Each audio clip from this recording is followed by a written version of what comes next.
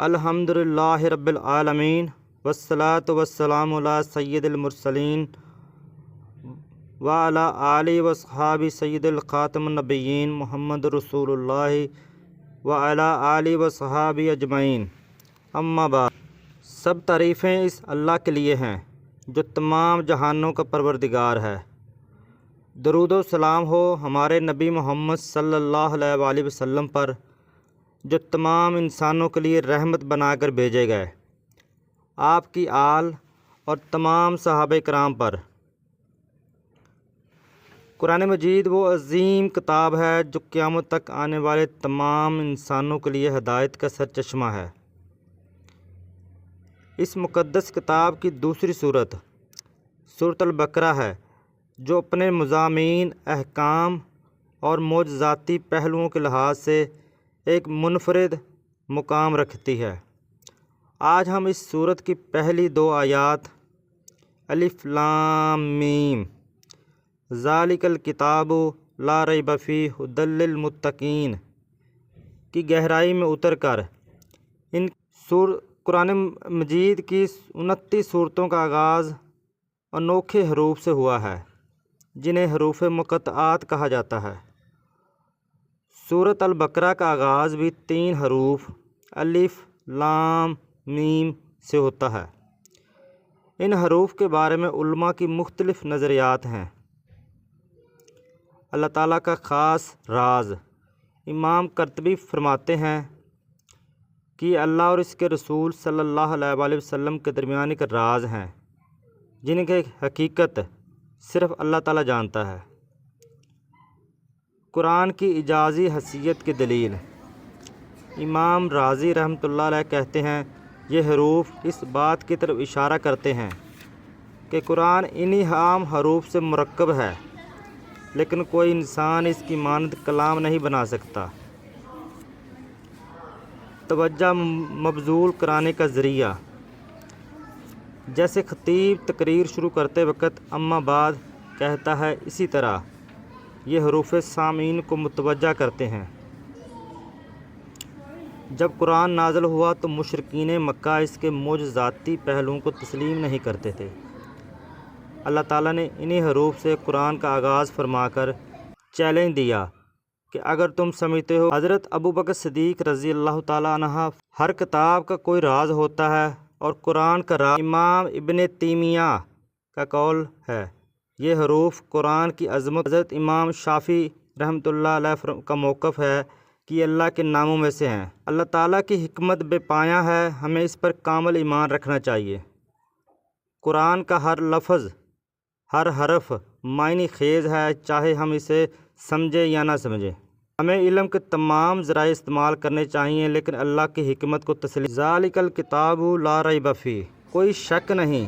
آیت کے اس حصے میں قرآن مجید کا ایک وصف بیان کیا گیا کہ یہ ایک ایسی بلند شان اور عظمت و شرف والی کتاب ہے جس میں کسی طرح کے شک و شبہ کی کوئی شک اس چیز میں ہوتا ہے جس کی حقانیت پر کوئی دلیل نہ ہو، جبکہ قرآن پاک اپنی حقانیت کی ایسی واضح اور مضبوط دلیلیں رکھتا ہے جو ہر صاحب انصاف اور عقل مند انسان کو اس بات کا یقین کرنے پر مجبور کر دیتی ہیں کہ یہ کتاب حق ہے اور اللہ تعالیٰ کی طرف سے، جسے کسی اندھے کے انکار کرنے سے سورج کا وجود مشکوک نہیں ہوتا، ایسے ہی کسی بے عقل مخالف کے شک اور انکار کرنے سے یہ کتاب مشکوک نہیں ہو سکتی۔ ھدی للمتقین، ڈرنے والوں کے لیے ہدایت ہے۔ آیت کے اس حصے میں قرآن مجید کا ایک اور وصف بیان کیا گیا، یہ کتاب ان تمام لوگوں کو حق کی طرف ہدایت دیتی ہے جو اللہ تعالیٰ سے ڈرتے ہیں، اور جو لوگ نہیں ڈرتے انہیں قرآن جیسا کہ سورۃ بقرہ کی آیت نمبر 185 میں اللہ تعالیٰ نے ارشاد فرمایا، ھدی للناس، یعنی قرآن مجید تمام لوگوں کے لیے ہدایت ہے۔ لیکن چونکہ قرآن مجید سے حقیقی نفع صرف متقی لوگ حاصل کرتے ہیں، اس لیے یہاں ھدی للتقویٰ کا معنی کیا ہے؟ تقویٰ کا معنی ہے نفس کو خوف کی چیز سے بچانا، اور شریعت کی اصطلاح میں تقویٰ کا معنی یہ ہے کہ نفس کو ہر اس کام سے بچانا جس سے کرنے یا نہ کرنے سے کوئی شخص عذاب کا مستحق ہو، جیسے کفر و شرک، کبیرہ گناہوں، بے حیائی کے کاموں سے اپنے آپ کو بچانا، حرام چیزوں کو چھوڑ دینا اور فرائض کو ادا کرنا وغیرہ۔ اور بزرگان دین نے یوں بھی فرمایا ہے کہ تقوی یہ ہے کہ تیرا خدا تجھے وہاں نہ پائے جہاں اس نے منع تقوی کے فضائل۔ قرآن مجید اور احادیث میں تقوی حاصل کرنے اور متقی بننے کی ترغیب اور فضائل بکثرت بیان کیے گئے ہیں۔ اللہ تعالیٰ ارشاد فرماتا ہے سورۃ آل عمران آیت نمبر 102 میں، یا ایھا الذین آمنوا اتقوا اللہ حق تقاتہ ولا تموتن الا وانتم مسلمون۔ اے ایمان والو، اللہ سے ڈرو جیسا اس سے ڈرنے کا حق ہے، اور ضرور تمہیں موت صرف اسلام کی حالت میں آئے۔ اور ارشاد فرمایا سورۃ احزاب آیت نمبر 70 اور 71 میں، یا ایھا الذین آمنوا اتقوا اللہ وقولوا قولا سدیدا یصلح لکم اعمالکم ویغفر لکم ذنوبکم ومن یطیع اللہ ورسولہ فقد فاز فوزا عظیما۔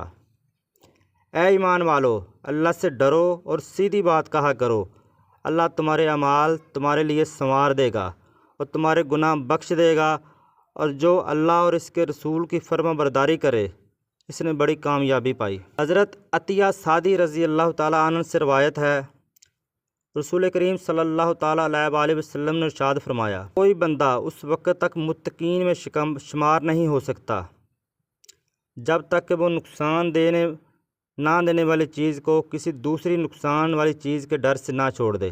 حضرت ابو سعید رضی اللہ تعالیٰ عنہ سے روایت ہے، نبی کریم صلی اللہ تعالیٰ علیہ وآلہ وسلم، تمہارا رب ایک ہے، تمہارا باپ ایک ہے، اور کسی عربی کو اجمی پر فضیلت نہیں، نہ اجمی کو عربی پر فضیلت ہے، نہ گورے کو کالے پر نہ کالے کو گورے پر فضیلت ہے، مگر صرف تقوی سے۔ حضرت انس رضی اللہ تعالیٰ عنہ سے روایت ہے، حضور پر نور صلی اللہ تعالیٰ علیہ وآلہ وسلم نے ارشاد فرمایا، تمہارا رب ارشاد فرماتا ہے، اس بات کا مستحق میں ہی ہوں کہ مجھ سے ڈرا جائے، اور جو مجھ سے ڈرے گا تو میری شانتے ہیں تقوی کے مراتب۔ علماء نے تقوی کے مختلف مراتب بیان فرمائے ہیں، جیسے عام لوگوں کا تقوی ایمان لا کر کفر سے بچنا، متوسط لوگوں کا تقوی احکامات کی پیروی کرنا اور ممنوعات سے رکنا، اور خاص لوگوں کا تقوی ہر ایسی چیز کو چھوڑ دینا جو اللہ تعالیٰ سے غافل کرے۔ اور اعلیٰ حضرت امام احمد رضا خان رحمۃ اللہ تعالیٰ علیہ کے فرمان کے مطابق تقوی کی 7 قسمیں ہیں۔ کفر سے بچنا، نمبر 2 بد مذہبی سے بچنا، نمبر 3 کبیرہ گناہ سے بچنا، نمبر 4 صغیرہ گناہ سے بچنا، نمبر 5 شبہات سے پرہیز کرنا، نمبر 6 نفسانی خواہشات سے بچنا، نمبر 7 اللہ تعالیٰ سے دور لے جانے والی ہر اور قرآن عظیم اس 7 مرتبوں کی طرف ہدایت دینے والا ہے۔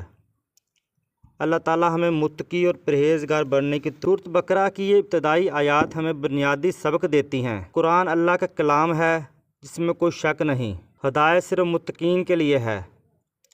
ہمیں تقوی اختیار کرتے ہوئے قرآن کو اپنی زندگی کا مرکز بنانا چاہیے۔ اللہ تعالیٰ ہمیں قرآن کو سمجھنے، اس پر عمل کرنے اور اس کی روشنی میں زندگی گزارنے کی توفیق عطا فرمائے۔ آمین۔ والسلام۔